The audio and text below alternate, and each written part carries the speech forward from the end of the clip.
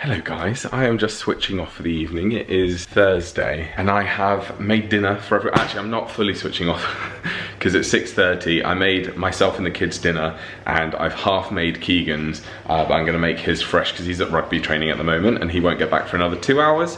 So yeah, I can have an hour and a half's chill time now before sort of doing the rest of Keegan's meal. It's just been an exhausting day and I don't know why.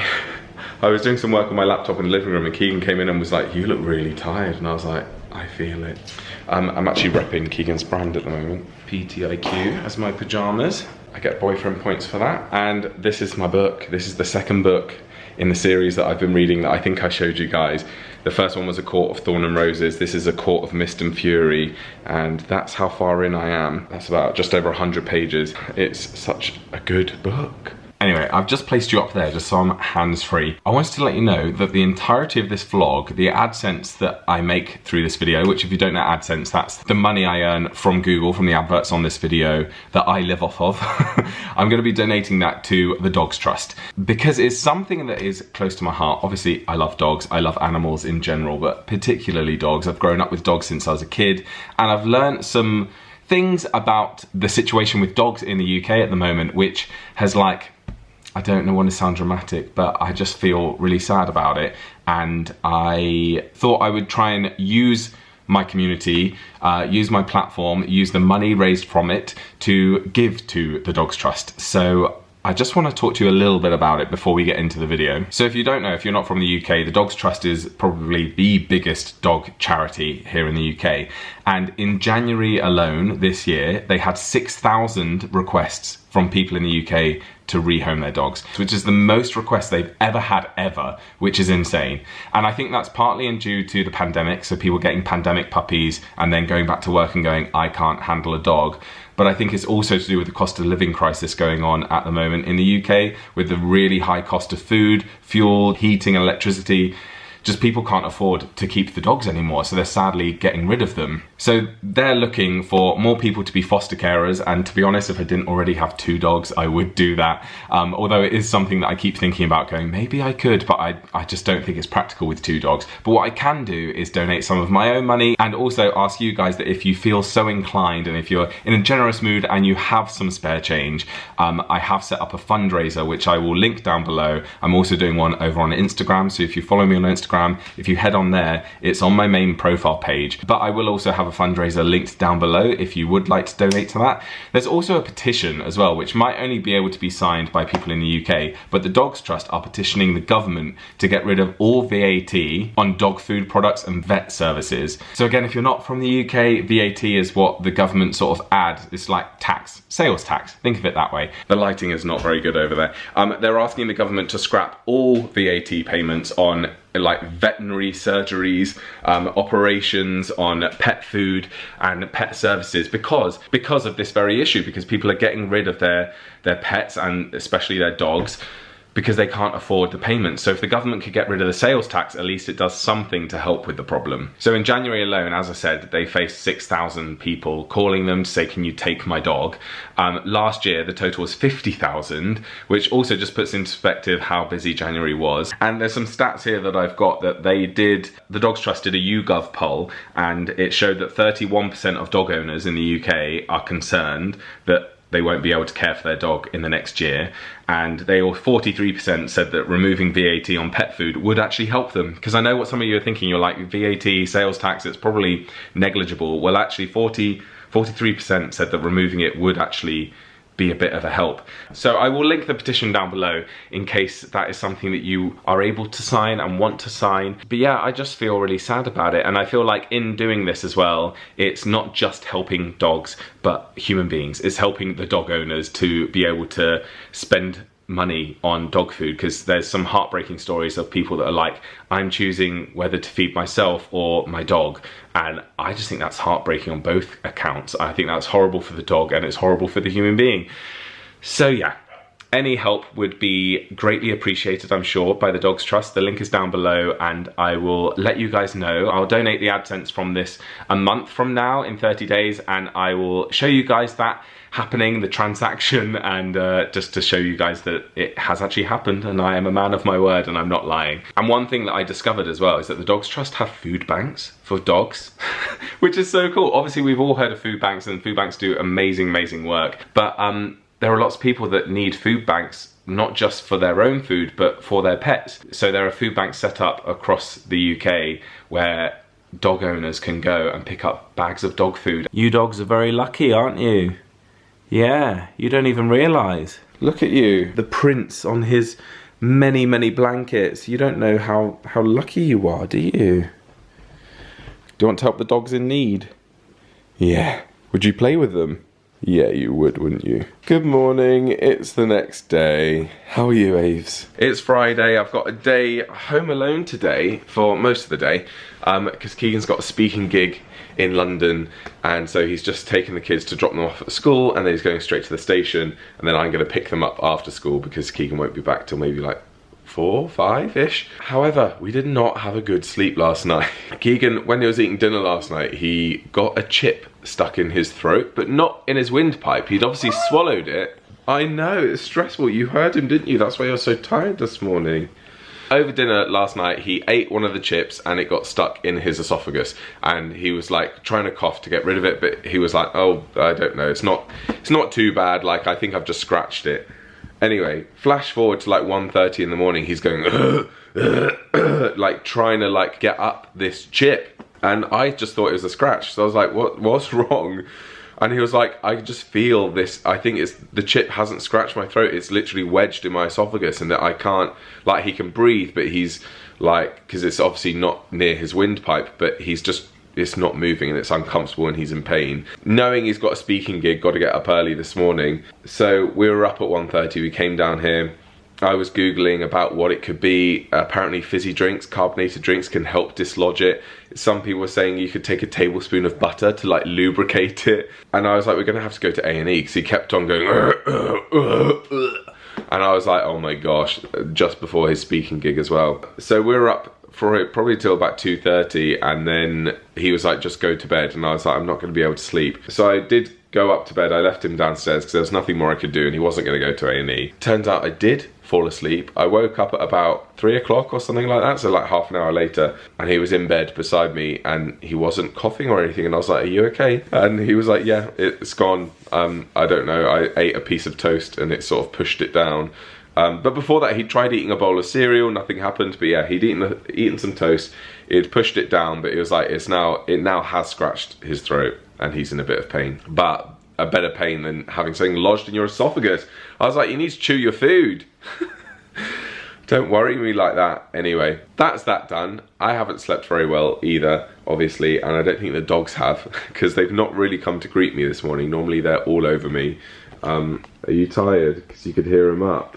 Yeah. But you know what? Despite having a free day, earlier in the week, I knew I was having Friday free and I was like, maybe I'll go into Leeds. Maybe I'll go into Manchester. I'll have a day with my laptop, and I don't have time because I've got to leave here to pick up the kids at 2:30. I want to go to the gym. I've got to go and do a bit of a grocery shop for some bits that we've run out of. I'm talking to my parents who are currently in Florida, so there's a bit of a time difference. I'm not sure when I'm going to talk to them, but talking to them, I need to walk the dogs. By the time I've done all that, it'll be time to go pick up the kids. It's quite a busy day, but one thing I've realised that I've implemented since being self-employed is how sacred to me my mornings are.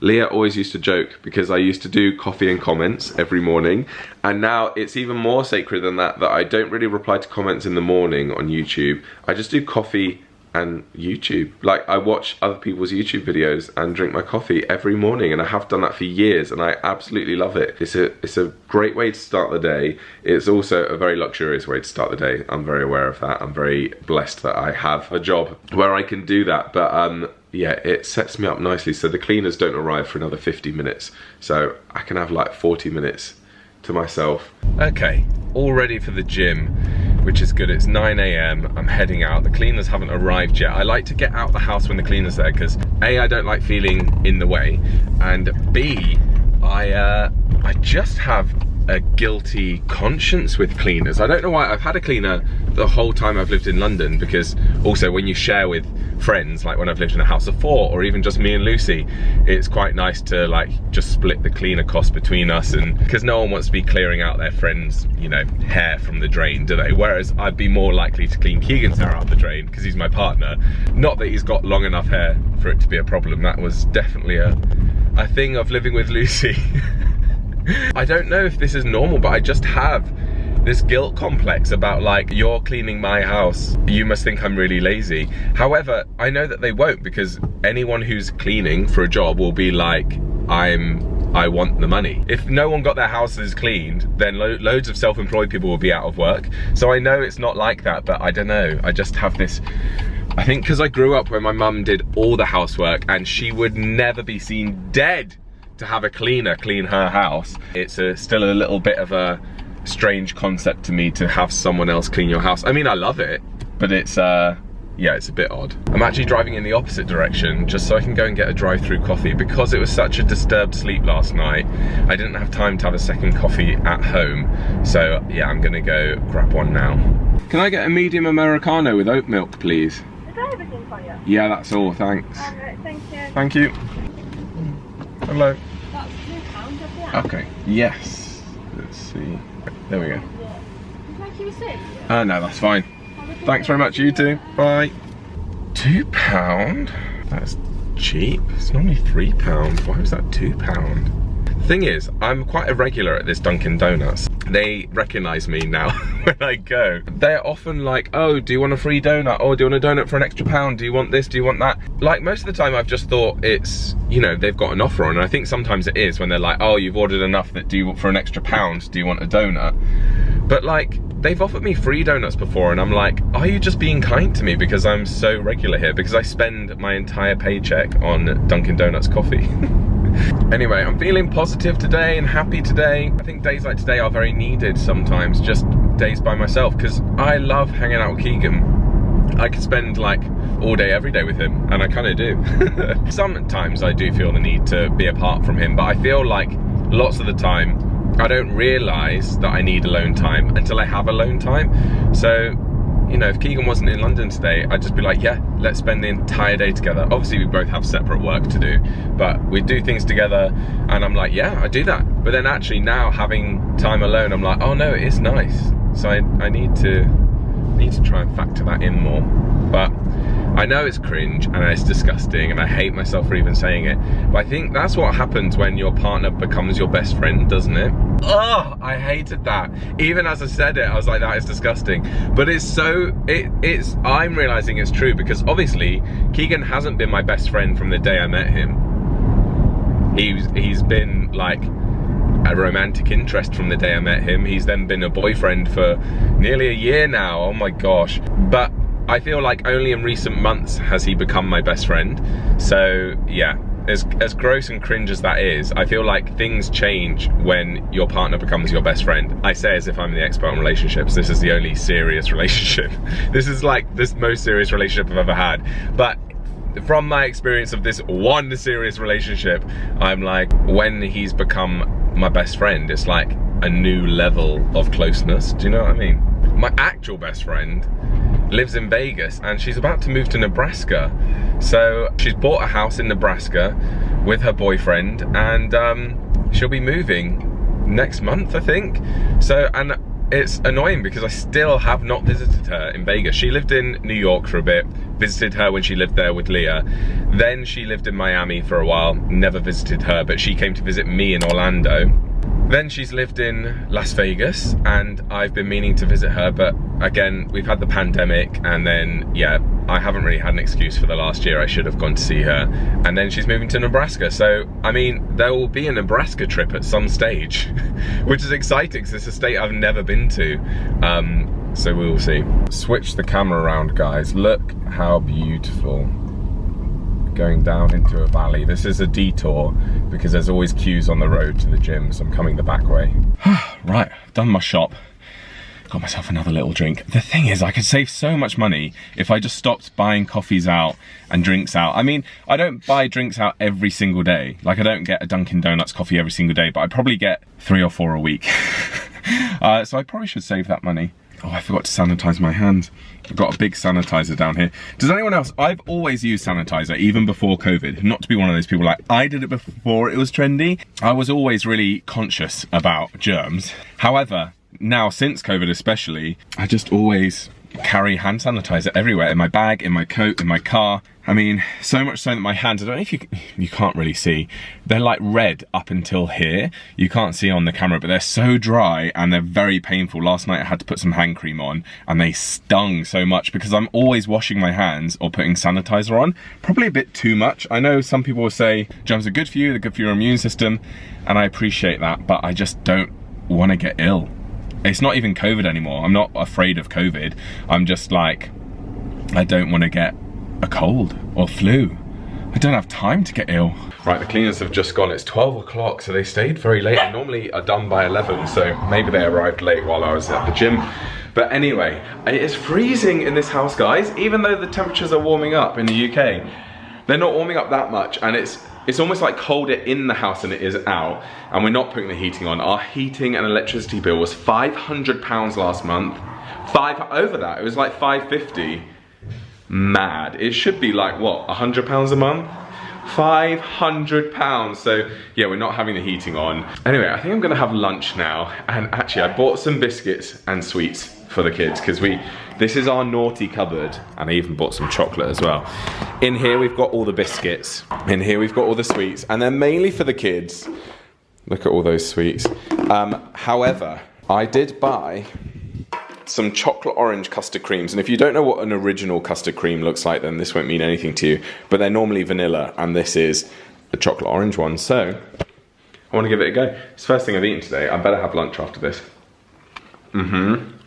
Oh yeah. Trouble is, they're gonna make all the others orangey. These ones are the most dangerous.